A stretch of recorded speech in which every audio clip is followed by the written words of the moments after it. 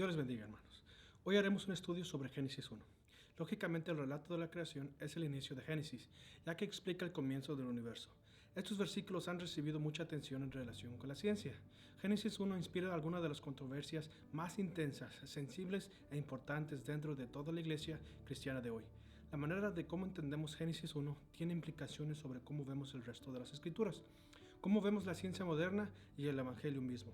Muchos jóvenes cristianos que abandonan la iglesia dicen que, según el conflicto entre el cristianismo y la ciencia, es una de las principales razones. Esto es de esperar. Moisés, inspirado por Dios, escribió este libro para Israel, mostrándoles que el Dios que los creó es el Dios que creó el mundo y todos los que están en él. De esta manera se funda la teocracia. E Israel aprendería en estos versos la clase de Dios que los estaba formando a ellos en la nación que vendrían a ser. Entonces todo lo que existe debe estar bajo el control de Dios. Fuerzas de la naturaleza, enemigos, todos los seres vivos y objetos hechos de madera y oro que se convierten en deidades paganas, ninguno de estos es una amenaza para los hijos del Dios viviente.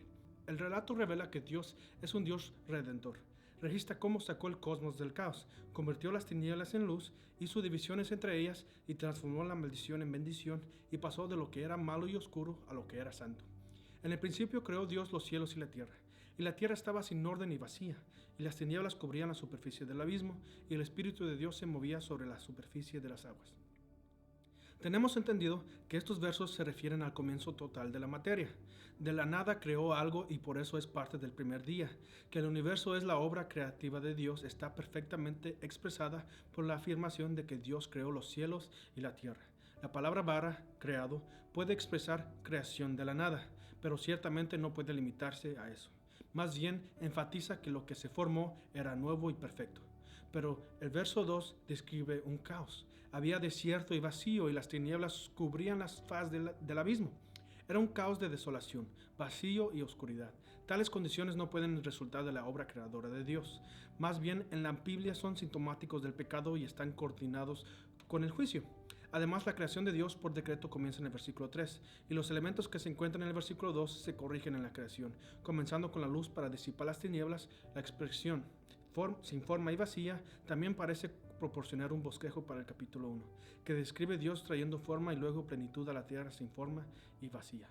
Algunos han visto aquí una etapa intermedia de la creación, es decir, una obra inconclusa de la creación, que luego se desarrolló hasta la forma actual, pero esto no puede sustentarse ni en la sintaxis ni en el vocabulario. Otros han visto una brecha entre los primeros dos versículos, que permite la caída del Satanás y la entrada del pecado en el mundo que causó el caos. Es más probable que el versículo 1 se refiere a un comienzo de algo en lugar de un comienzo absoluto. El capítulo sería entonces el relato de la creación del universo como el hombre lo conoce y no el comienzo de todo. Y entonces el verso 1 y 2 dan la introducción. La caída de Satanás y la entrada del pecado en la creación original de Dios puede que vendrían antes de esto. Fue por el Espíritu que el Señor Dios soberanamente creó todo lo que existe, en la oscuridad del caos, y el Espíritu de Dios se movió para preparar la eficaz palabra creadora de Dios. Verso 3. Entonces dijo Dios, sea la luz, y hubo luz. Y vio Dios que la luz era buena, y separó Dios la luz de las tinieblas. Y llamó Dios a la luz día, y a las tinieblas llamó noche, y fue la tarde y fue la mañana un día. Aquí se establece el patrón para cada uno de los días de la creación. Está la palabra creadora, el informe de su efecto, la evaluación de Dios de ella como buena, a veces el nombre soberano y la numeración de cada día. Con respecto a la palabra día, Yom, se han sugerido varias interpretaciones. Los días de la creación se refieren a eras geológicas extendidas antes de la presencia del hombre en la tierra. 2. Los días son periodos de 24 horas en los que Dios reveló sus actos creativos. 3. Son días literales de 24 horas de actividad divina. A favor del tercer punto de vista está el hecho de que el término Yom, con un adjetivo ordinal, primero, segundo, etc., significa días de 24 horas donde quiera que ocurra esta construcción en el Antiguo Testamento. También la comprensión normal del cuarto mandamiento sugeriría esta interpretación. La primera palabra creadora de Dios produjo luz. La elegancia y la majestuosidad de creación por decreto es un contraste refrescante con las extrañas historias de la creación de los paganos. Un ejemplo es la epopeya babilónica de la creación. El dios Marduk mata a la diosa Tiamat, crea el universo a partir de su cuerpo y luego crea humanos a partir de la sangre de otros dioses. Kinju. El erudito del Antiguo Testamento Kenneth J. Turner señala los siguientes contrastes entre Génesis 1 y otros relatos de la creación. Monoteísmo versus politeísmo. La agencia de la palabra divina versus una lucha de poder divino. Por ejemplo, Marduk y Tiamat. Estructura y orden versus caos y accidentes. Dios sin género versus dioses que son de género, hombre y mujer, y sexualmente activos. La humanidad como imágenes divinas versus esclavos de los dioses. El descanso de Dios versus la inquietud perpetua de los dioses. Aquí se demuestra el poder de la palabra de Dios. Fue esta palabra la que motivó a Israel a confiar en él y obedecerle. La luz era luz natural física. Su creación fue una victoria inmediata porque disipó la oscuridad. La luz y la oscuridad en la Biblia también simbolizan el bien y el mal. Aquí comenzó la palabra de Dios que culminará en la era venidera cuando no habrá tinieblas. Israel sabría que Dios es luz y que la verdad y el camino están en él. En las tinieblas de Egipto tuvieron luz y en la liberación siguieron su luz. Entonces dijo Dios, haya expansión en medio de las aguas y separe las aguas de las aguas. E hizo Dios la expansión y separó las aguas que estaban debajo de la expansión de las aguas que estaban sobre la expansión. Y fue así. Y llamó Dios a la expansión cielos, y fue la tarde y fue la mañana, el segundo día. En el segundo día Dios separó las aguas atmosféricas de las aguas terrestres por una extensión arqueada, el cielo. Esto sugiere que anteriormente había una densa humedad envolviendo la tierra. La obra de Dios implica hacer divisiones y distinciones. Entonces dijo Dios, júntense en un lugar las aguas que están debajo de los cielos y que aparezca lo seco, y fue así. Y llamó Dios a lo seco tierra, y al conjunto de las aguas llamó mares. Y vio Dios que era bueno. Y dijo Dios, produzca la tierra vegetación, hierbas que den semilla, y árboles frutales que den fruto sobre la tierra, según su género, con su semilla en él, y fue así. Y produjo la tierra vegetación, hierbas que dan semilla según su género, y árboles que dan fruto con su semilla en él, según su género. Y vio Dios que era bueno. Y fue la tarde y fue la mañana, el tercer día. La tierra seca con su vegetación se formó al tercer día. La vegetación es parte del universo ordenado del Dios verdadero. No existe un mito cíclico y estacional que lo explique. Dios lo empezó de una vez por todas. Además, mientras que los paganos creían en las deidades de las profundidades como fuerzas a tener en cuenta, este relato muestra que Dios controla los límites de los mares.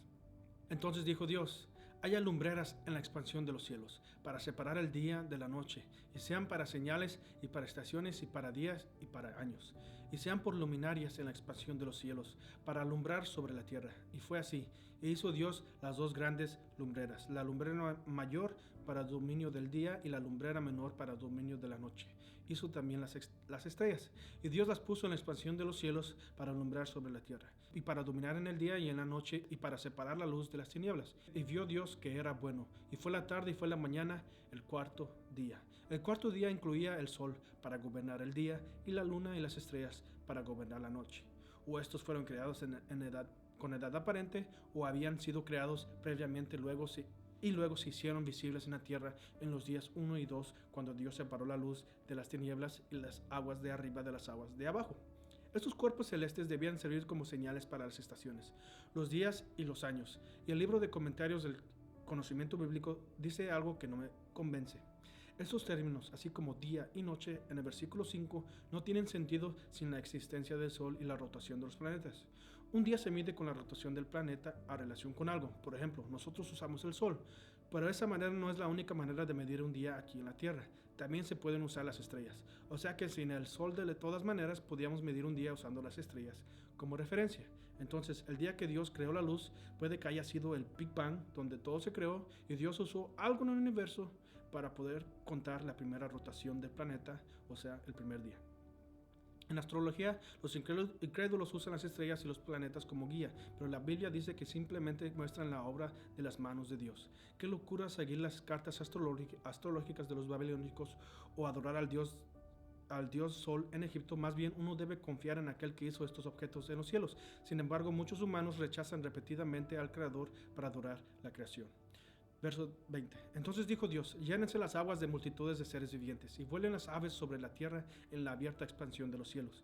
Y creó Dios los grandes monstruos marinos y todo ser viviente que se mueve, de los cuales están llenas las aguas según su género, y toda ave según su género. Y vio Dios que era bueno.